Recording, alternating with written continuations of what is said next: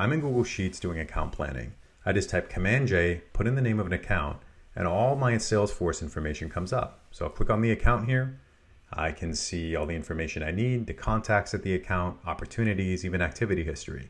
Now let's dig into one of the opportunities. And here I can see next step, close date, looks like it's expired. So let's bump this up.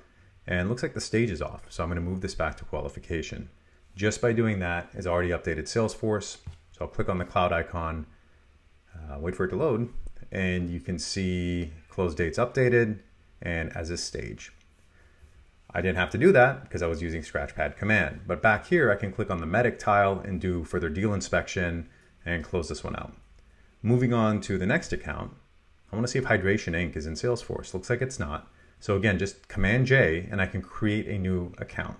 Type in the name, add any other fields that I want. So in this case, we'll make it a prospect. And that's it. This is now in Salesforce and I never had to leave my Google Sheet.